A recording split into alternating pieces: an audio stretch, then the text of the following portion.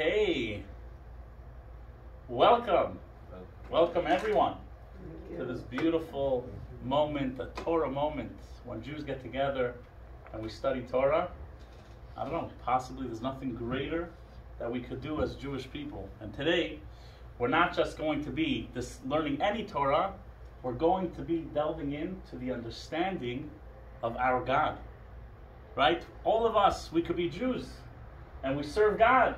But if we don't know anything about God, so then who are we really serving? So this course is so important. It's so fundamental. And I'm excited to bring us all together on this beautiful journey. If you have a student book, you want to open up to page number 1. But before we begin, I have to share you an interesting story that I heard. There was once a Jew. He grew up and he became a big atheist. He hated God. He hated religion.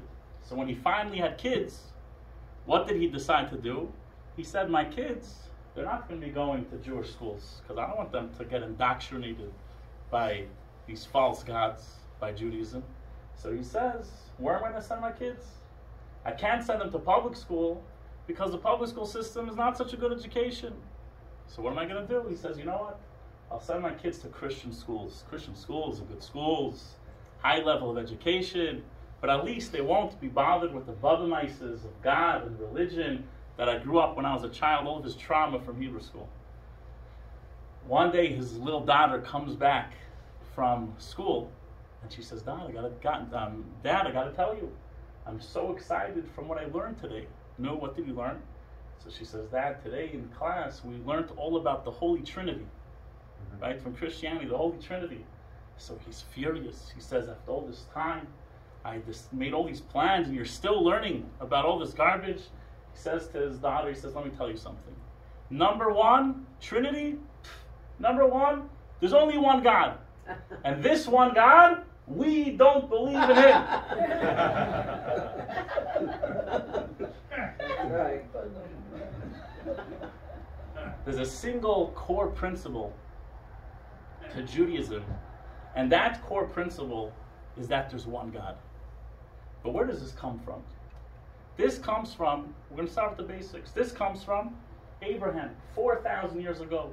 He grew up in a world where people were saying there was all these different types of religions. You could serve rocks, you could serve stones. There's multiple gods. There's a sun god, there's a rain god. Comes Abraham, and what does he do? He says, no. This can't be it. It must be Hashem Echad. It must be that there's one God that is on top and oversees everything. And today, we're the product of that one man's decision, of that one man's search for meaning. But I have a question. This God, who is this God? What is this God? How does he think? Where does he reside? Does he get emotional? Does he make mistakes? Because we make mistakes and we're created in the image of God, right? So all these amazing questions about our God, this is what we're going to be addressing in this beautiful course. And I want to tell you something, that this course is going to be giving everyone new perspective on everything that you've learned in your entire life. I'm telling you, everyone's going to learn something they never learned before. But the question is, why is this relevant? Why is this course relevant? Why is it important for me to sit and think and ponder about things that are beyond us? Maybe it's more important to just be a good person and just, live your day-to-day life. What is the relevancy of me discovering the higher than nature?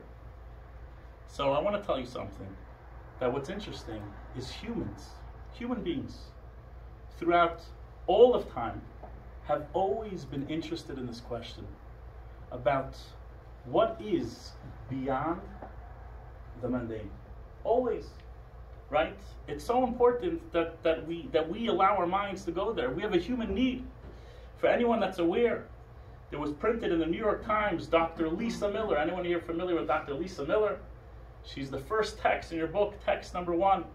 Dr. Lisa Miller, she said that she was a therapist, she was a psychiatrist, and when she went and she started looking into people's traumas and how they overcame the traumas, she said, I realized that a lot of people use God and a higher power and this over-blanketed universe idea as a way to overcome pain and trauma. So she said, I have to look into this idea. And she looked and she looked and she discovered some amazing things. She discovered that every single person has within them this part of them where they're able to go to when they want to overcome obstacles. And she said this is a human thing. It's nothing to do with religion. People have been doing it all the time. They look to the stars.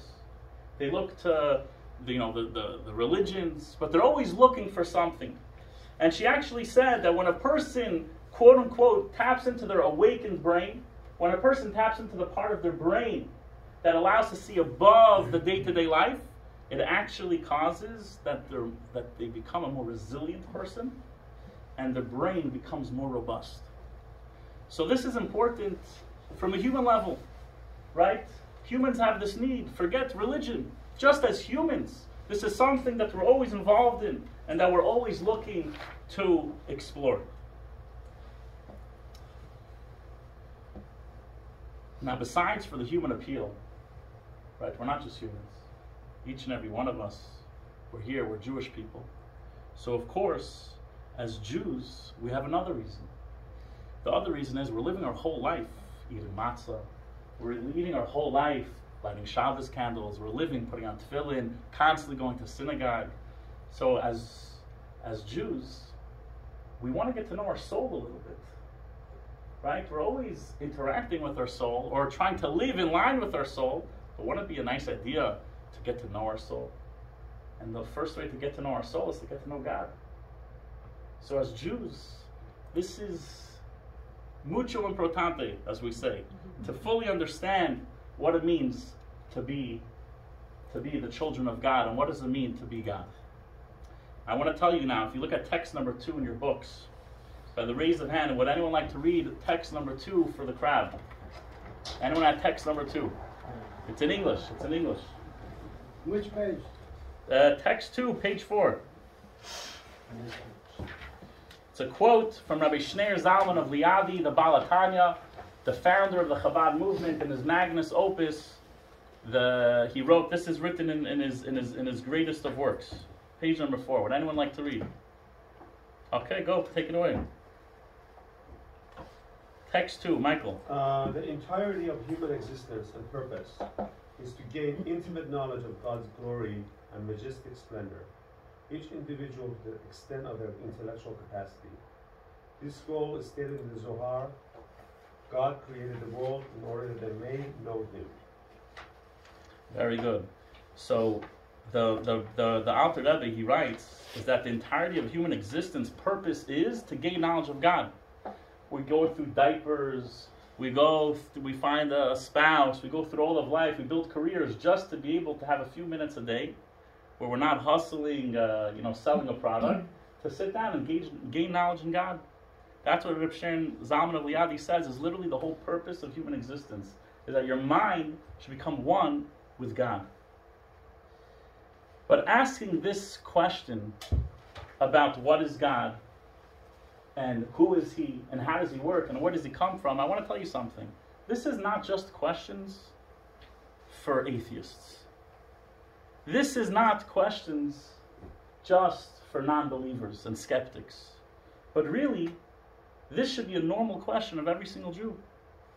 And anyone here throughout this entire course, if you ever have a question about God, don't feel ashamed.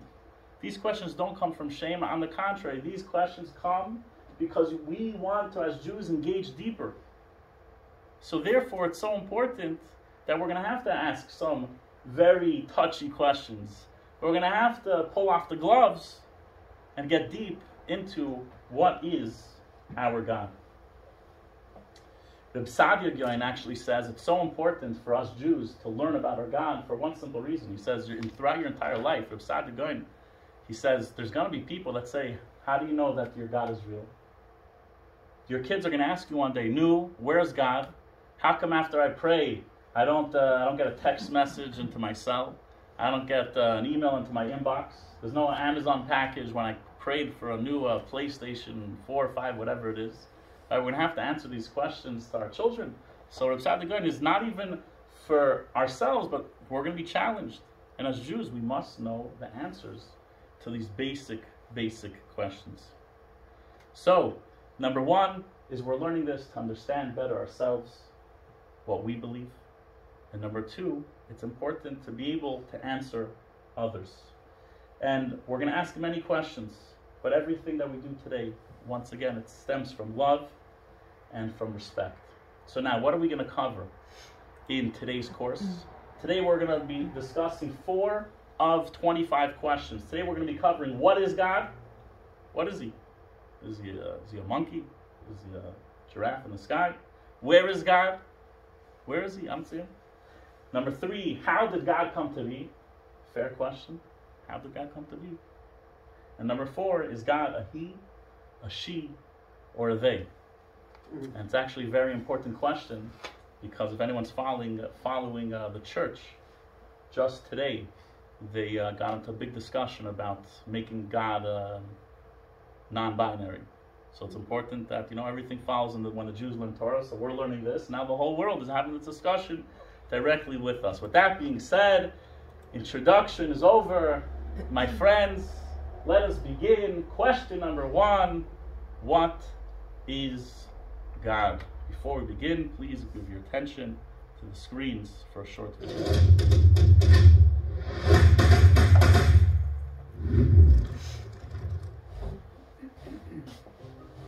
So, you want to know more about God? Let's start with your current conception of God. Is he a big mighty guy in the sky, tugging at the puppet strings of the universe? Does he spend his days golfing with the righteous on lush heaven greens? Is he angry and vengeful, or wise and kind? We all have conceptions of God, picked up along our developing years. But before we delve into secrets of God's being, we need to do some inner household cleaning. You see, thousands of years ago, young Abraham had a similar problem. At the time, people were searching for coherence in a universe that seemed random.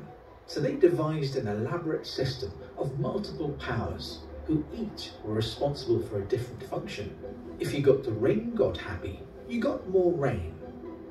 If the sun god was pleased, you got more sun for your crops. Then the wise men decided that each god was associated with a figure and shape, an idol that you could conveniently buy from your local idol shop. And these figurines had the power to grant or deny your deepest needs and wishes. Abraham's father Terah had just such a shop, and he made the mistake of asking Abraham to man the sales floor for a day. An old woman walked in. "Young man, an idol, please, for my arthritis. Which of these gods is good for my knees?" "How old are you?" Abraham asked. 60, replied the woman. "You poor thing," Abraham said. 60 years old and bowing down to an object that was made yesterday. Embarrassed, the woman slinked away. Next, a woman came in with a plate filled with fine flour. "Take this, young man, and offer it to the idols." But Abraham had a different idea. He took a club and smashed all the idols. He then put the club in the hand of the largest idol. When Terah came to the store, he was furious. "What have you done to the idols?" "I must be honest with you," Abraham responded. "A woman came with a plate of fine flour and asked me to offer it to them. When I set it before them, one of the idols exclaimed, 'I'm starving. I will eat first.' Another quickly protested, 'No, I will eat first.' That started a huge fight. What a scene! The largest idol then stood up, grabbed that club, and smashed the rest of them. "Are you mocking me?" Terah shouted. "Do the idols have any awareness?" Abraham smiled. "Exactly." Abraham went on to teach people what God is not. Before humanity could begin to know what God is, they had to unlearn their crooked conception of him. We are not so different from school or from home or from Hollywood. We ingest portraits of God that stay stuck in stone, not growing with us as we mature and our intelligence blossoms. If and when we decide we want to expand our understanding of God, we must first do what Abraham did. We have to unlearn before we learn. Before constructing God, we need to deconstruct.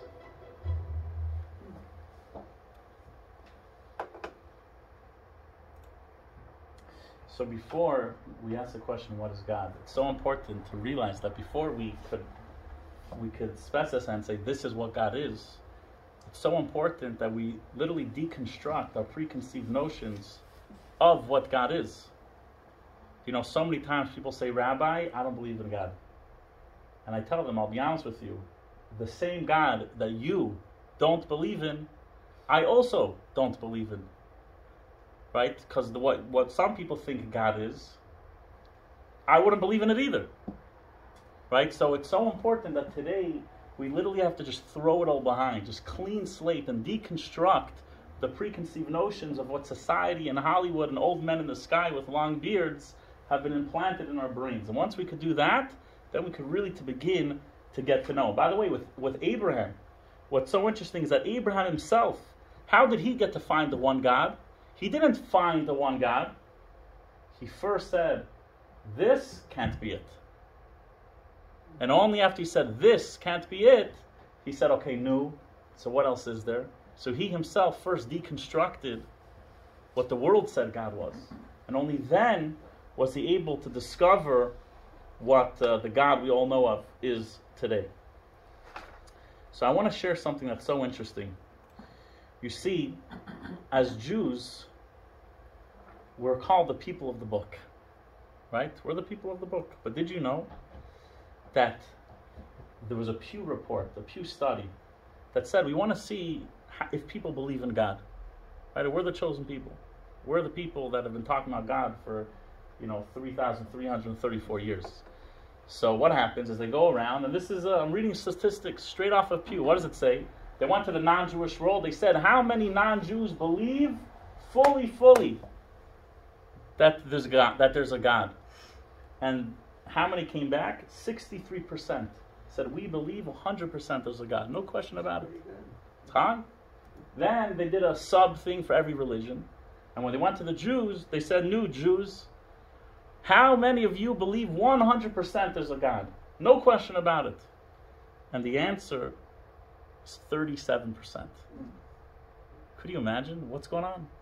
How is it possible that the Jews are the ones that believe in God the least?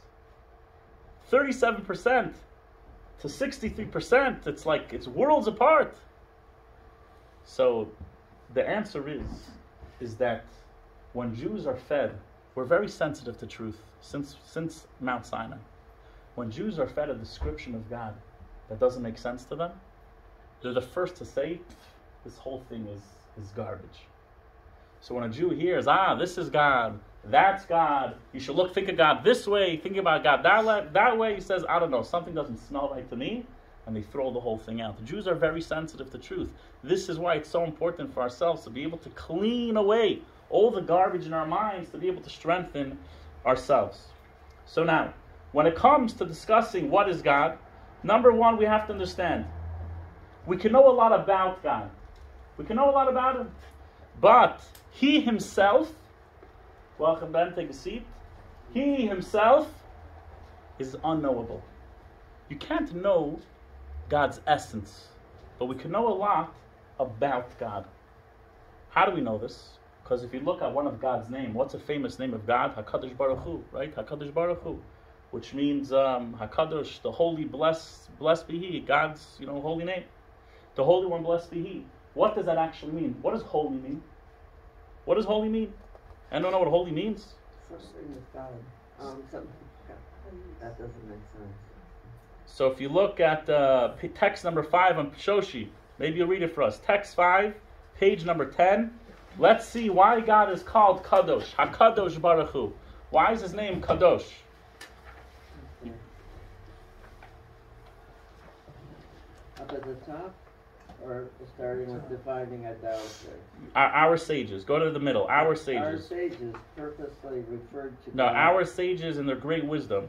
Oh, Next paragraph. Our sages in their great wisdom informed us of this truth through referring to God as HaKadosh Baruch Hu, the Holy One, blessed be He, implying that God is simple and transcends all that exists.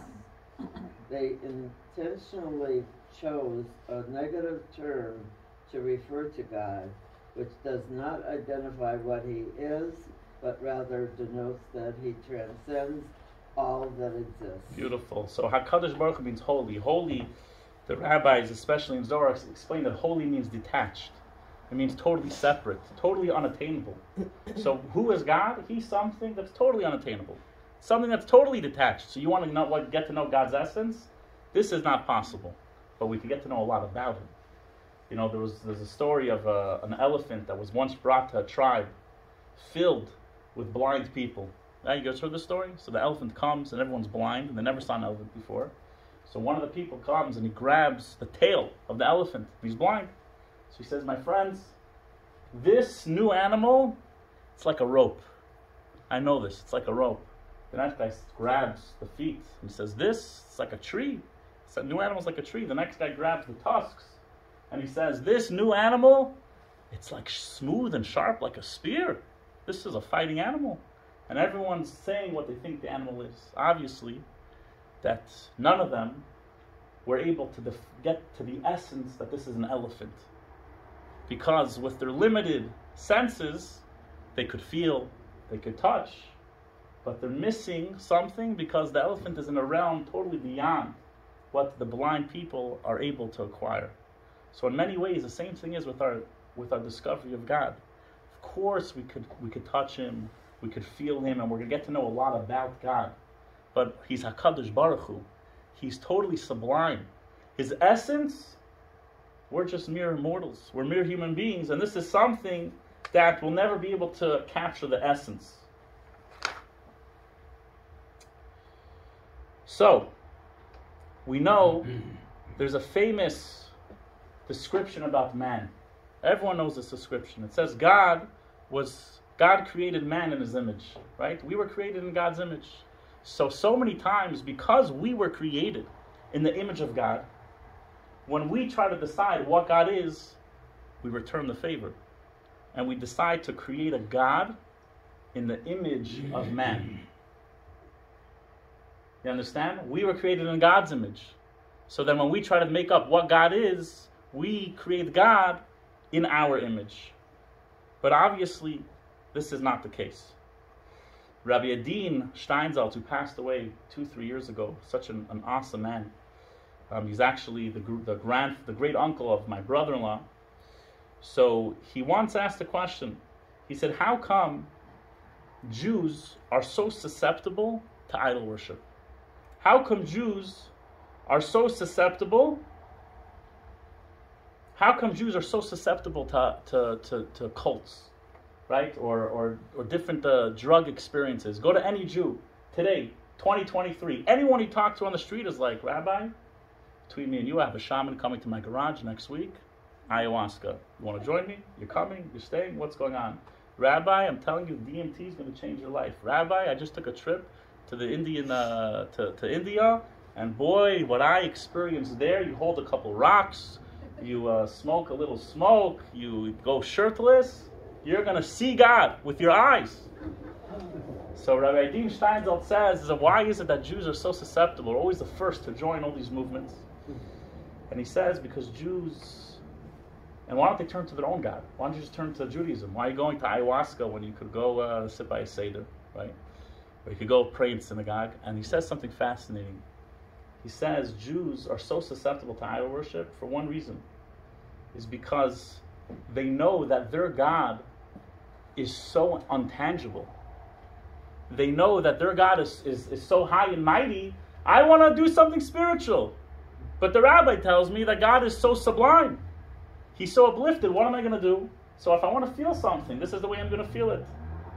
So this is why so many Jews run, and they're going to find spiritual experiences because they're trying to bring some concrete moments into their spiritual experience, knowing how sublime our definition of God is. So now, with that being said, the question that we started with, what is God? With all the introductions. So what is God?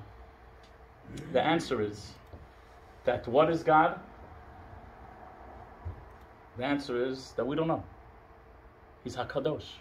His essence is like an elephant walking through a town of blind people. We're trying to grasp it. We don't know his essence, but we can understand a lot of things about him. And that's exactly what we're doing today. Now, my friends, question number 2. Where? Where is he? Where is God? By the way, if anyone has any questions, you can raise your hand. We'll try to get to them. Maybe we'll know the answers. Maybe we won't know the answers, but we'll do it. Question number 2. Where is God? So we have 2 depictions of God. This is the most famous depiction of God, at least for Sephardim. If you're Sephardi, you for sure know this depiction. If you're Ashkenaz and you spend some time in Shul, you've also know this depiction of God. In text number 8, on page number 14, we all hear, where is God? Right? So I know what you're all thinking. The question doesn't seem to be a good question because we already said he's so sublime. So Rabbi, why are you asking where is he? We already said he's sublime. No. It's not so simple, the question. Because if you look in text number 8 on page 14, let's get anyone here Sephardi that recognizes this text. Page number 14. I would like to read it. Okay, then we'll go. Anyone? There you go, Roya. Do it. It's yours. Kadosh, Kadosh, Kadosh. Beautiful. Adonai Tzavos Melech Haaretz Kavod. Right in the whole shul. Baruch Kavod Hashem Emukomo. We do this every week on Shabbos or every single day. Holy, holy, holy is the God of the heavenly hosts.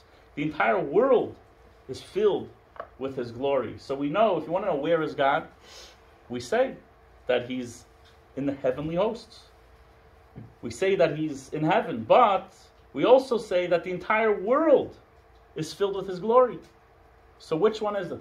Is God in the heavens, or is God everywhere? Everywhere. It's within you. Oh, He's within you. Is God in the heavens? So we have the answer. God must be in the heavens, because you look at the text number 7. It says that God gazes down from the heavens and He looks at the Jewish people. So in one place we say God's in the heavens, and the other place we say Kadosh, Kadosh, Kadosh. That God is everywhere. So which one is He?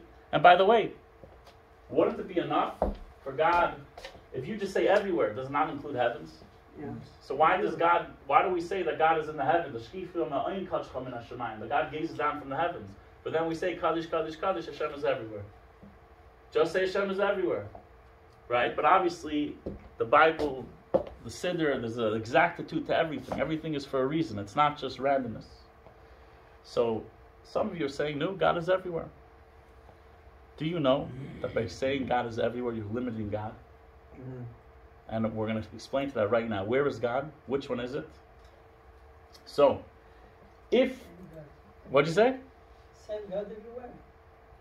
So, God. Only one God. Only one God in the heavens and everywhere. Everywhere. So if we say that God is in the heavens, we're limiting God. Obviously. You can't just say God's in the heavens, because if you say God's in the heavens, then there's nothing to do with our day-to-day life. Right? So we can't say simply God's in the heavens. We need to say that God is everywhere. But if you say God is everywhere, you're also limiting God. You ready for this? Ready for your mind to get a little hazy over here? How is it if you say God's everywhere, you're limiting God? Because where is everywhere? Physical. Very good. Everywhere is physical. So you want to say, God, I know who you are. You're everywhere. Whoa. Who do you think you are? I'm everywhere. I'm beyond everywhere. Everywhere is a physical description. Now, for our regular, for me, everywhere is a big deal. But for Hashem, everywhere is not such a big deal. Mm. So you can't just say God is everywhere, because you're implying that He's stuck within physical realm. So we have to also say God's in the heavens, which implies that He's beyond everywhere. You understand? And if you just said God's in the heavens, then you're implying there's a God that's not involved in our day-to-day life. But if you just say God is everywhere, then you're implying that God is limited to this world and He's not truly uplifted in the heavens. So everything's exact. When you read the Siddur, when we're praying in Shul, when we're in synagogue, we're like, oh, these verses, it's all what we say in Yiddish, Haka-Chainik. It's all like random stuff put together. Everything is exact. Now, there's another word for God that highlights this, and some of you, if you don't know this word of God, good for you. You've been blessed. But some of us know another word, a word for God, which some of us have, through experiencing a little bit of pain in their life, which describes what God's essence really is. What's the name of God? Makom. Anyone heard the name Makom? Makom, or go to, if you've ever been to a Shiva, or if anyone's ever lost a family member, what do we do at the end of every Shiva? HaMakom, Yinachem, Eschem, Besoch, Shar, Velei, B'Yerushalayim. We ask that HaMakom, that God brings comfort to this mourning family, like God brings comfort to all the mourners of Jerusalem. Right? So if you don't know this verse, good for you. You've never been to a Shiva house. You've been blessed. But what does Makom mean? What does Makom mean? Makom means space, or place, space. Here we go. Some little Jewish philosophy. Get ready for you. Duct tape your brains. Why do we call God space? Because space is the only true depiction of who God is and what God is. I'll give you an example. This table right over here. Can I remove the table? Yes. Yeah, I could just move the table. Yeah. And what's left? The space of the table. But can I remove the space? Right? I'm going to move this. The space is here. Can I remove the space? Impossible. Impossible to remove the space. This is God. What is God? Hamakom. I'm the space. You want to try to understand who I am? Where am I? It's not where am I. Everything is within me. Where's the table? Is the space in the table? The space is not in the table. The table is within the space. And the space is totally beyond the table. It'll be before the table. It'll be beyond the table. And guess what? There's nothing you could do to even remove the space with the table. This is what it means that God is makom. That God is space. So, by the way, now you know why we go to mourners and we use this word.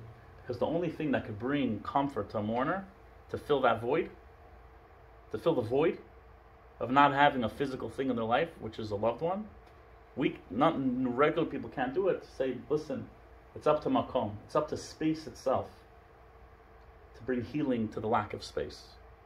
With that, with $2, we'll get you something special when you're waiting in line for chocolate at the candy store. Okay. So, where is God? Everywhere is in God. And there's two ways that we relate to our God. We learned that one way is that God's in the heavens. We have a feeling when people say God is so beyond this world. How could you say God cares about day-to-day life? They're actually right. They're referring to God the way He's in the heavens. Right? He's totally removed. You think God cares about you doing mitzvah? You think God cares if you're a good person? He's so beyond. Then there's another way that we see God, is how God is everywhere. That He legitimately cares about every single thing you do. Of course He's beyond the world, but He makes space within Himself to actually care. He interacts with us in a way that He's everywhere. He's in your bathroom, He's in your bedroom, He's in our synagogues, He's in our business deals, He's in our contracts, He's in our cell phones, He's everywhere. And at the same time, of course, He's above and beyond everything He's in the heavens. So my friends, where is everyone? Where is God? He's everywhere. He's Hamakom, He's space itself. He's above everything. He's in the heavens. So now, really, you know where you're going to find God? Do we really care where God is? The famous story. Someone asked, I think it was the Kotzker Rebbe, and asked, where is God? And the Kotzker Rebbe told him, you want to know where God is? God is wherever you let Him into your life. He's so able to be everywhere. You want to know where God is? Wherever you let Him into your life, that's exactly where you find Him. Say, what do you mean? Give me something more philosophical. No, you don't understand. He's legit everything. He's even beyond everything. He's makom. He's space itself. You want to experience God? You want to know where God is? He could be in your drive on the way to work if you bring God into your space. He could be in your garage if you set it up in a way that it's there to be a godly place. Where is God? He's absolutely everywhere. He's above. He's within. He's the space itself. So let's open ourselves up, my friends, and let Him in. With that being said, question number 3, how did God come to be? Guys, we're bringing it all down from heaven to the earth. You know what I'm saying? All the hard-hitting questions. How did God come to be? So now, some of you are probably wondering, Rabbi, how did God come to be? What are you asking, huh? Well, it's funny that's the word, because I was going to ask you related to the last question. Could you then say God is existence itself, or is that not? That's what makom is. God is the space itself. Meaning if you strip away matter, the last thing left is space. So that's what we said. God's deepest name, when it comes to the creation of the world, is makom, is that he's the space itself. And matter fills space. Right? We think matter is everything. Matter fills space. The desk fills the space. So he's like, I'm the space where the first atom finds its birth. And with every new addition of Big Bang, whatever you want to develop your own rationale of how the universe came, I'm the space that exists in. God is like a body, and the world is literally, the cosmos are like within his body. Okay, so now, how did God come to be? So some of you are saying, Rabbi, what a stupid question you're asking, how did God come to be? Of course, God is always here, right? It's not such a klutz kasha, it's not such a simple question, because so many people, they go around, they say, you know how I know for sure that there's a God? How could there be a universe without a God? How could there be existence without a God? Right? People say, that's the proof that I know that there's a God. Right? The first time you meet someone, what do you say? Excuse me, who are you? Where are you from? Who are your parents? The same thing we should be able to ask about God. Excuse me, who are you? Excuse me, where are you from? These are normal questions when you try to get to know anyone. Should we not ask God, where are you from? Right? And really, this is a meta question. Because we all say that if there's something in existence, there must be something that brought it into existence. Right? The existence of our universe itself is proof that there's a God. So now, if I asked you guys, where did the universe come from? God created it. Why did God need to create the universe? Maybe it was just here.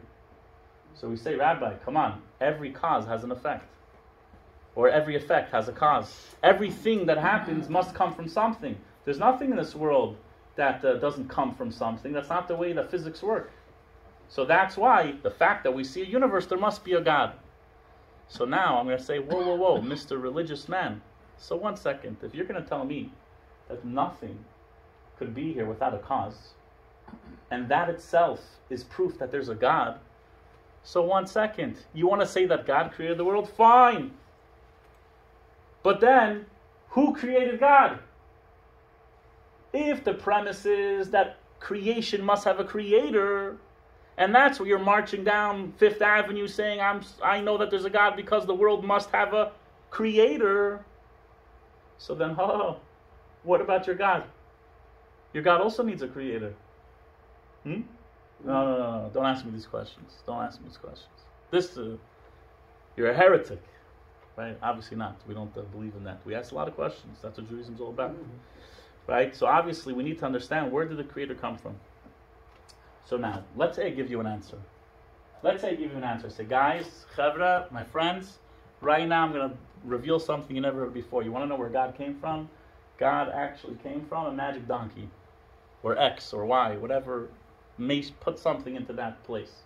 So you're going to say, Rabbi, beautiful. God comes from X. Comes from something. Right? But where did that thing come from? And then I say this. And say, well, where did that thing come from? And ultimately, there's no end to the pursuit of a cause and effect. There's no end. So, I'm not going to tell you that God comes from something. I'm going to tell you something totally different. What we're going to say today is that the creator isn't an effect that came from a cause. Because what God is, which we're about to explain what God is, God does not need a cause in order to be the effect. He doesn't actually need a cause in order to be a thing. So you're saying, Rabbi, that doesn't make any sense. Right? Everything has a cause and effect. I'll tell you, no, 1 second. Who created the iPhone? Anyone know who created the iPhone? Anyone know who created the iPhone? Steve Jobs. Beautiful. People here are, you know what I'm saying, still connected with the modern day life. Steve Jobs. Who invented the light bulb? Edison. Who developed the airplane? Wright brothers. The Wright brothers. Now, was there anything strange about what I asked? No. Let me ask you something else. Who invented that 2 + 2 = 4?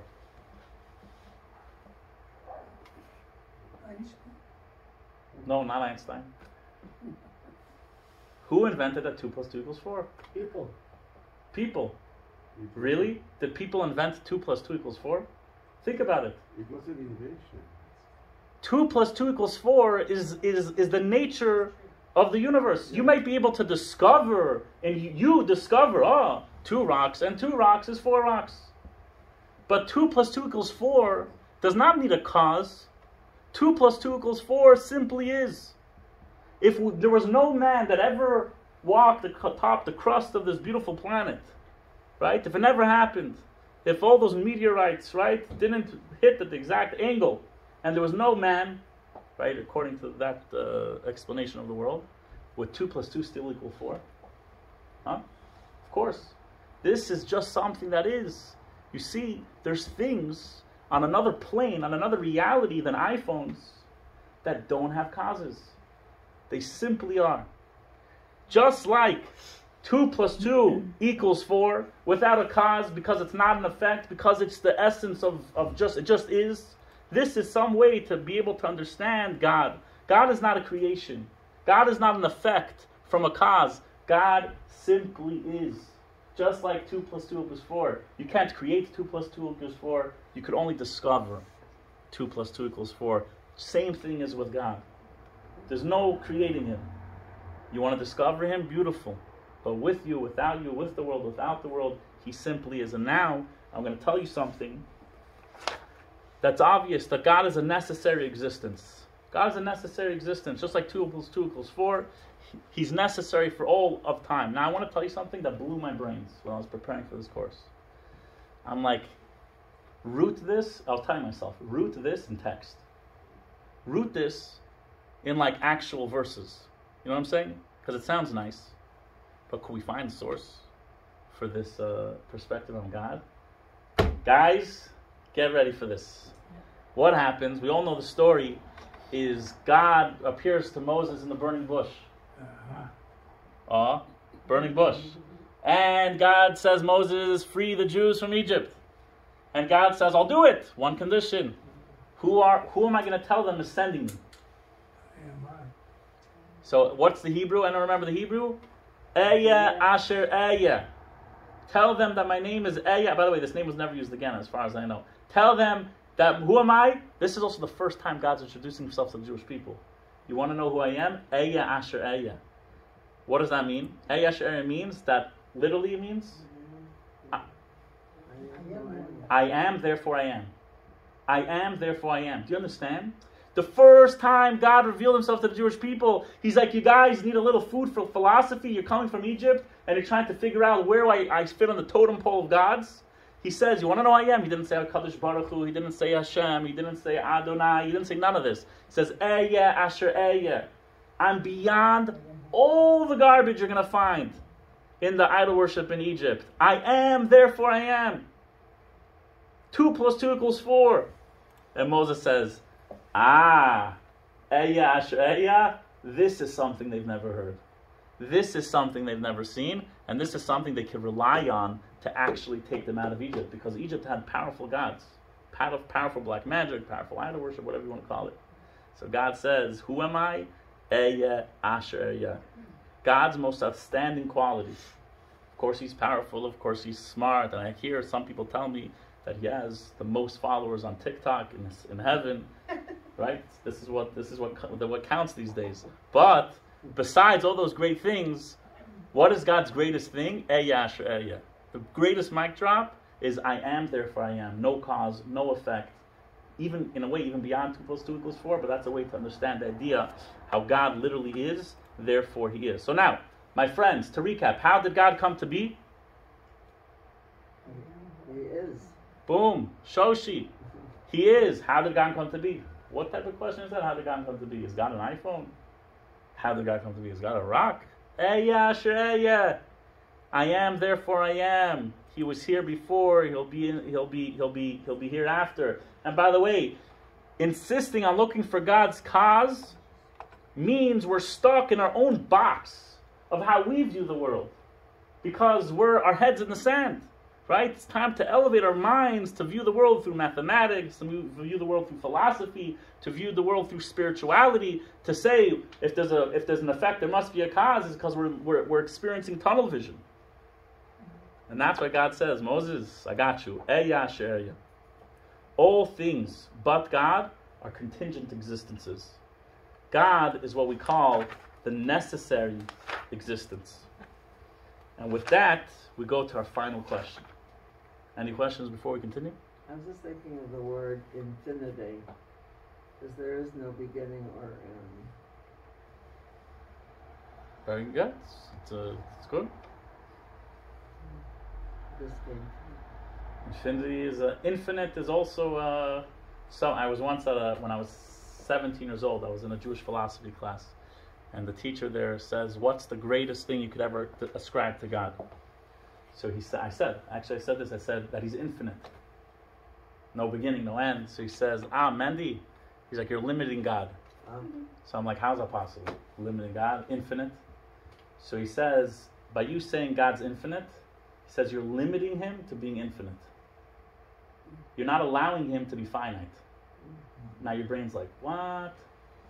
But if you think about it, if something is supposed to be everything, then He has to also be limited. So how could you have something that's limited that also has the character trait of infinite? No, welcome to God. Okay. The final question for today. This is so important. It's important to know because this is the hot topic of the day. And also, seriously, after, you go to whatever, CNN, Fox, Drudge Report, wherever you get your news, Google, Apple, you'll see that literally today, when I was preparing the class, I'm like, I can't believe it. The Catholic Church is about to change all their Bibles to be able to deal with, to be able to have a God that's non-binary. But the question is, maybe God is non-binary. Is God a He? Is God a She? Or is God a They? Anyone here have any attempts? What God's gender is? God is God. No? God is God. Beyond. Not he or she. So I love that answer. And I'll tell you why I love that answer. That means that you're listening for all the previous things we said, because we just spent so much time talking about how God is like, he's with us, He's in the heavens, and like, whoa, he's there. I am, therefore I am. It's so much going on. Now you want me to ask if God's a He, She, or They? Like, this is child's play. But actually it's not child's play, and I'll tell you why. You're thinking this shouldn't be a question. You're thinking, Rabbi, is God a He, She, or They? We just explained how He's so beyond everything. Now I'm going to tell you it's not so simple. What's the question? The question is, right, you think God is genderless. What's the question? The reality is that God is described not as beyond. God is described with an actual gender. And which gender is he described in? Most of the time, God is actually described as a male. So to say that the question shouldn't be a question, I agree with you. Philosophically, we shouldn't even have this conversation, but we have a problem. In the Torah itself, we have descriptions in Tanakh, in all of the scriptures, we have descriptions where God is given a gender. So because it's there, now we have a problem. Now we have to deal with this issue. And what is the problem? It's that God is many times referred to as a male. You're thinking like, what? God's referred to as a male? What does that mean? Maybe you remember this, maybe you're not. Last time you've been in Shul, the high holidays, you remember God is called our Father. You ever heard God our Father? No. Couldn't have said God our Mother? Maybe if God, maybe all the trauma of the Jewish mothers saying, be a good kid. If God said He was new, come talk to your mother in synagogue, the Jews, I don't know. But what does it mean, our Father? What about our King? Why couldn't it be our Queen? How about our parents? Or go genderless. Our parents, go like the church. Right? But the reality is, it doesn't say that. It says, you're our Father. You're our King. It doesn't say you're my mother. It doesn't say you're my Queen. And there's many other things. So now, this is seemingly a very obvious, an obvious answer. You want to know why in God, why in the Torah, it says that God's a male? Because the Torah is sexist. Simple. It was written, 3,334 years ago. A bunch of rabbis jumped on board and wrote some more stuff, right? And this is assuming that it's not divine, which we do believe that it's divine. But in theory, we could look at it from a very cold perspective and say, no, it's old text. It's sexist. What's the problem? Be like the church and make some changes. Right? But it's not so simple. We can't just end off and say that the Torah is sexist. And I'll tell you why. Because there's many beautiful descriptions in Torah, and beautiful things in Torah, and powerful things in Torah that are not male, but are actually female. So if the Torah was simply sexist, then you would have to go blanket across the board and go male. What am I referring to?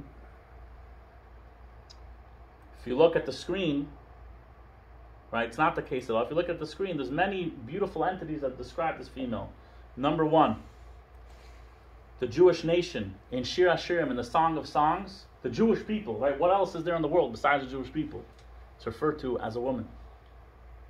Okay? In Deuteronomy 4:8 and Isaiah 2:3, the description of the Torah is written female. Is there anything more great in all of existence besides Torah? No. In Isaiah 57:16 and Psalms 156, the divine human soul, our neshama, is a feminine terminology. Soul. That's also female. Right? Numbers 14:6 and Deuteronomy 11:12, the land of Israel. The land of Israel is female, not male. And last, Exodus 31:17 and Leviticus 23:3, the Sabbath, the Shabbos. Shabbos is female. Have you ever heard the term the Shabbos queen? Do you know every single week in services by Lecha Daidi, by the last one, we all turn around to welcome the Shabbos queen. So if Judaism was sexist, you should welcome the Shabbos prince, the Shabbos king. But that's not what we do. We welcome the Shabbos queen. So it can't be that God is sexist. And I'll tell you more, yeah. The thought that comes to mind is that it's an energy because the male energy is giving and the female energy is receiving. So it's just conceptualizing the energy of giving, and then all the physical items there are the receiving aspect of that energy. I don't know. You are right. And we're going to get to it in a moment. You're onto something. So, why is God described in a male term? And I'm going to give you a shallow answer. Anyone that knows anything about Hebrew, if you look at the screen, anyone that knows anything about Hebrew is not a genderless language. You actually can't speak non-binary in Hebrew. It's impossible. There's no way to do it. Every word has a Hebrew way, or a male way, or a female way. If you want to say it in Hebrew, you have to say zeh for he, or zot for she. You can't say it, just it. Everything has a male or female way. If you want to even say you, there's a way to do it in male, there's a way to do it in female. So I'll tell you that so looking at Torah, I say, a simple answer, it's a shallow answer, but we say, what do you mean Torah? Why is it written that God's a male? Because we had to give it a gender. We had to. There was no way. We had to describe God in a certain way. So now, is anyone happy with that answer? No. I like using the word God instead of saying he or she. Right? Shoshi's not happy. And I'll tell you why I'm also not happy. Because it's a weak answer. Because you're saying you're forced to give God a gender. No, give God female. If you have to give a gender, why'd you give male? You could have gave God female. Right? If we're created in God's image, I'm female, so then God has a So God should be a woman. Yeah. Shoshi, you're onto something. Right? To say that it's just a random depiction of male and female, we chose male, this ignores the exactitude of the Torah. Everything is exact. Right? And as well, if we're choosing, why not choose a feminine term? And here we go. Shoshi, you had a little a prophecy. Here we go. It says that God created the human being in his image. Male and female, he created them. Let's do that again. God created man in his image. Male and female, he created them. What does that imply about God? All-encompassing. What? He created both. Right. But we were created in the image of God. Male and female, he created us. So what does that mean about God? That God is both. What? That God is both. God created a human being in his own image. And male and female, he created us. So that means that what is God's image? We're the reflection. Right? And it's, by the way, it's in the same verse. I just put ... but it's all in the same verse. So obviously, God has both within him male and female. and he's actually not one. God is not genderless. God actually has both male and female in him. And now we're going to get to why. Why does God have male and female in him? Is because male and female is not just sex. It's not just gender. It's an energy. It's an energy. It's an energy, right? A male is the giving energy. The female is the receiving energy. Now you're saying, what? Female, I want to be a giver. Why can't a female be a giver? Of course, a female could be a giver. We're talking about energies, the way they are, in the sublime sources. But I'll tell you, what does it mean to be a giver? And what does it mean to be a receiver? You know what a receiver is? The land of Israel. You take something that's nothing and you make it into something beautiful. You have Shabbos, it doesn't mean anything until it's received and it's developed. And you have a Shabbos synagogue, and you have a Shabbos table, and you have, a beautiful time together. Everything in life, planet Earth, is the receiver. God just gave the ability, but everything we do is female. Everything we do is developing. The man gives a sperm, and the female makes a baby. So actually, all of Earth, and every single Jew is supposed to live like a female in regards to developing the reality to make it godly. And that's why it says, by the way, side point, off track, when Mashiach comes, the world is going to see how female is the greatest energy. Why? Because female is the only energy to transform. And Mashiach is a time when we transform the physical world into spiritual. And it's only going to be possible through the receiver. The givers don't transform. The receivers are the ones that transform. So now, we're actually called in Scripture. If you look at page 22 of your student textbooks, it's a one-liner. Would anyone like to read text 15 on page 22?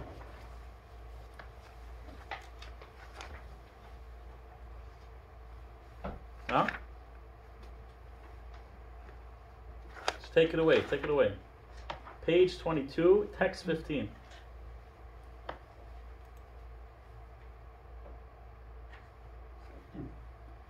No? Okay, everyone's so shy today. No problem. Maybe there's no light.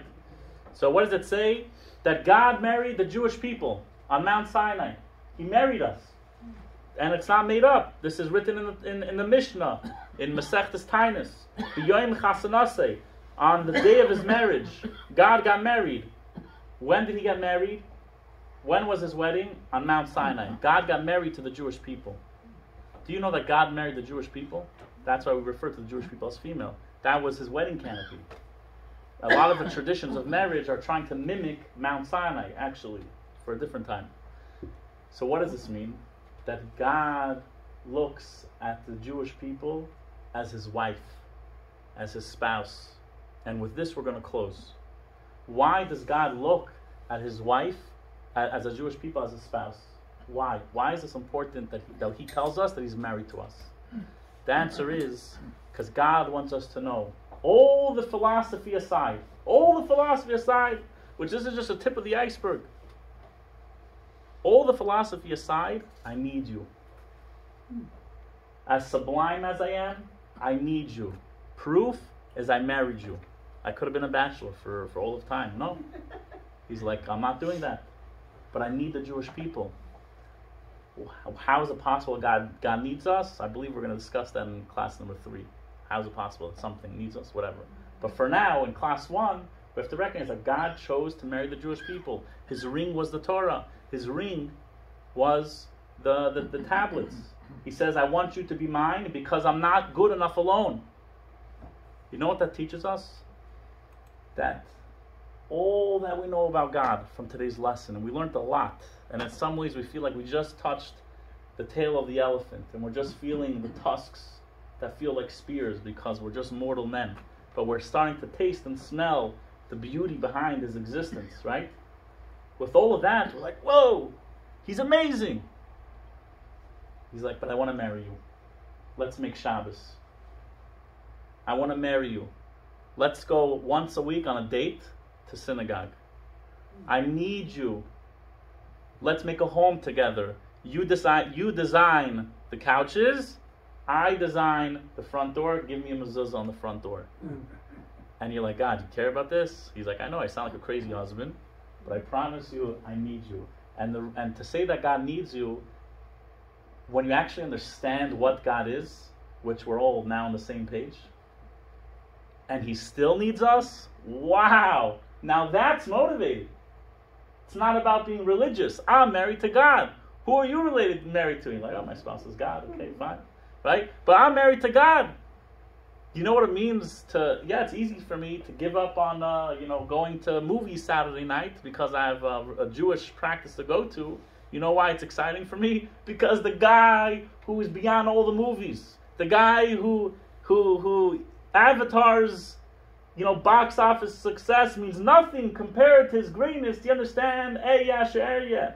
He just simply is. Do you understand what that means? He simply is beyond. He literally cares about me. He literally cares about me, and he looks forward to seeing me, and we have a legitimate relationship, which we're going to discover in future lessons. So referring to God using masculine terms remind us of who we are and how much God loves us and needs us. Because He calls each and every one of us as Jewish people His wife. Because He wants to let you know that just like in the physical world, to be alone is impossible. You must have a partner in order to live. So I'm giving these terminologies to let you know that I myself am missing. And I need you to be my wife, to get on board. So, is God a he? Is God a she?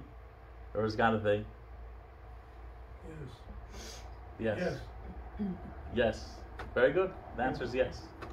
Is God a he, a she, or a they? Yes. It's like that's like a meme right there. Yeah. Is God a he, a she, or a they? And the answer is yes. He's everything. To take away, that's why to imagine taking away male terminology or female terminology from the Torah is basically sucking out the romance of our relationship with God. Right? If you actually recognize the beauty of His choices of when He chose to do what, you'd be like, no, this has to stay. This is beauty. This is real religion. This is like, wow, this is romance. So is God a he or she or a they? God is neither male nor female, but God manifests in both male and female modalities. And how are we able to even say that God is male and female? We answered. He says it Himself in His Torah, and He created man, male and female, in His own image, which implies He has male and female. Yeah. So is it bad then that the church is changing into they? They can do whatever they want. Is it bad? It doesn't change the Jews. It doesn't change our. So they're referring to the Old Testament. They're changing that, which is our Torah. And yeah. It doesn't matter to us. Yeah. Well, if I'm saying. I guess I'm just asking. That's incorrect then, because the Torah keeps it as he, and it is he because it is a male energy.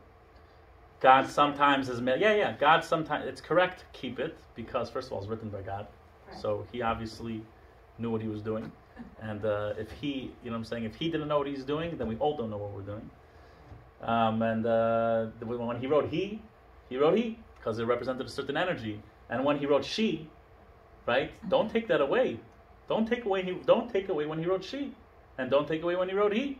He knew what He was doing, and on the contrary, He's not putting down males when He says you're a she. He's actually showing how there's energies here, and I want the Jewish people to constantly, males and females, to switch between the male energy and the female energy when they have a relationship with me. God manifests Himself in all of this. With that being said, we'll now watch a quick review video of today's lesson. Lesson 1, the basics. 1. Asking questions about God is not a sign of weakness in belief.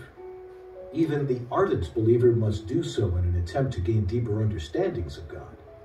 It is important that our relationship with God encompasses our totality, and that our minds should understand what our souls naturally feel. 2. Many of our conceptions of God are incorrect and even childish.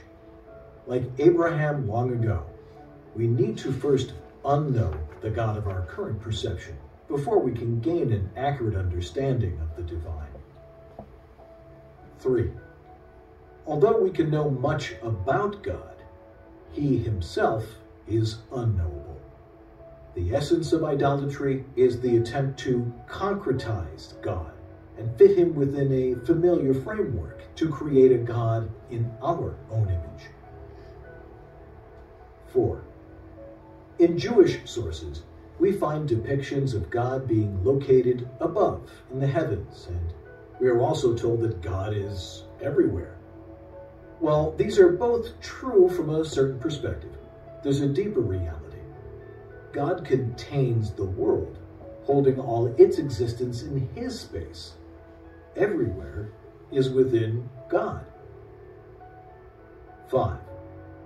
God's existence is radically different from the existence of all else. All things but God are contingent existences, brought into being by a cause, and by definition, they need not exist. God is a necessary existence, an existence that must be, and therefore has no cause. 6. On an essential level, God transcends gender and is non-binary. Yet God manifests himself in both male and female modalities. When we refer to God in masculine terms, we refer to God as he manifests or behaves in a masculine manner, i.e. as our provider and husband. Doing so places emphasis on our importance to God and our relationship with him.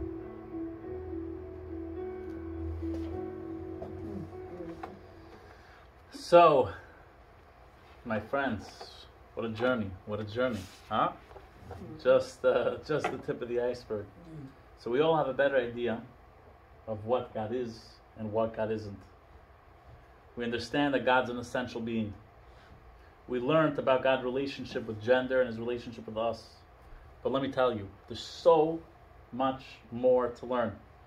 However, can't do everything in one day. I hope everyone joins us next week as we explore whether God has feelings, the possibility of God's communication with humans, whether it is correct to presume God always acts logically.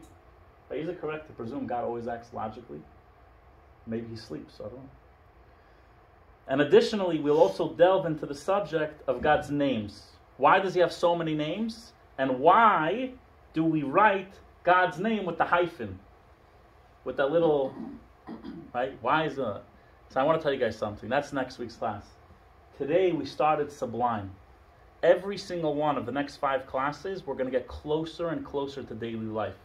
Some real gritty, beautiful, beautiful philosophical understandings of day to day. And you see, we're already getting that. Does God have feelings? Does he act illogically? Sometimes we experience difficulty, right? What's up with that? My friends, thank you for joining us. I know that not everyone got student books this week. God willing, they'll all arrive. We had some last minute sign-ups, so I ordered a bunch more. They'll be printed and ready for next Tuesday, God willing. If you have any questions, you're welcome to ask. Yeah? Thank you, Pat. This was amazing. When we, after creation, the other 4 books, it's repeatedly said by God that do not believe or worship other gods. That statement, when we look at us as humans, or majority of the religions, doesn't matter, we may try to reach this higher or unfathomable entity, and we call it different things, and ultimately we do, at least our brain, our 2 or 3% functional brain, understands that it's the same, truly the same creator. Whether you're Christian, Muslim, Buddha, doesn't matter. But in our own Torah, it becomes a bit nerve-wracking when God himself says, do not believe in other gods. Meaning that theoretically there are other entities that could potentially be as mighty and as infinite and as ever-containing as he is. And I cannot wrap my head around that concept yet. So it's a great question. I'll answer it within 60 seconds. And I'm going to start by making your question even bigger. Not only does it imply that there's other gods, but also it implies that God gets jealous. And not only does it imply that God gets jealous, he actually says that I'm a jealous God. How is it possible, after what we learned today, that God gets jealous? I think that's class number 5, the jealousy question of this course. Plug. But what does it mean that there's other gods? There are no other gods. They're called Elokim Acherim. There's so many terminologies for God, but Elokim means like natural gods, like sun. The sun has force. The sun has energy. The planets have energy, right? And people believed back in the day, and there's some room for its legitimacy, even though scientifically we don't understand, but from a spiritual place, they believed that if I pray to the sun, this is, right, all the photosynthesis comes through the sun. So if I pray through the sun, it has all this power. Maybe I'll be able to get a little bit more, and my crop will be better. Now, that seems childish. There's actually some case for that, for a different time, I'm able to tap into that energy. And God said, guys, I created all this beautiful stuff. It's like, welcome to my house. I have a smart TV, and I have this is like my iPhone dock, and I have computers, but like I'm the host of the house. Don't start getting distracted by all the technology. Yes, the technology is exciting, and you could benefit by serving the technology and just focusing on the smart TV and not the owner of the house. And he's saying, I have stars, I have moons, I have suns, I have planets, I have all this celestial energy which is possible to tap into, but don't get distracted. Don't serve these other, not gods on my level. They're not Eyash or Eya, they're not any of these things. They're Elokim, which is like the lowest. It just means that they have energy. That's what it means. They do have energy, and as Jews, God's like, it's like there's it's like a kid. He comes into the house and he runs and they play with the phone. Like, say hello to me.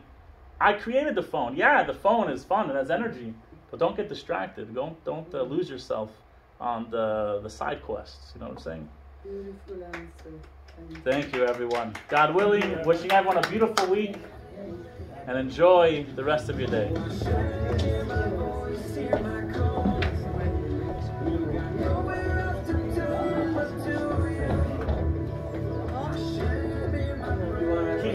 Get the books. If you have a book, keep it. If you don't have it, we're going to order a book for next week. There's also somebody who's coming in tonight.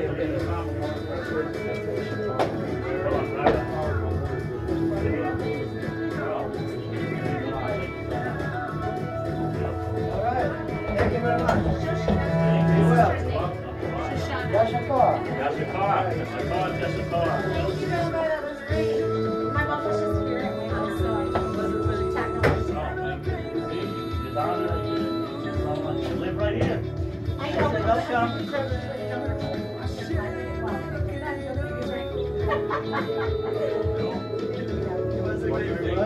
Learn something today? Yes. Your wife had a rabbi. I kept waiting for that class. I'm so happy it's here. Nice to meet you all. Good night. Yes. Little Torah, huh? Little Torah. I love your wisdom. You have a lot for a young man. Thank you for sharing. Thank you so My much. pleasure. Good night, everyone. Have a nice week. No, Musa. Very good. Without the hands to hold, unsure where to go. Thanks. Building a house when your hands are made of stone. You think you're on your own. A little something. Do you remember where we come from? All the things we've overcome just to feel like we belong.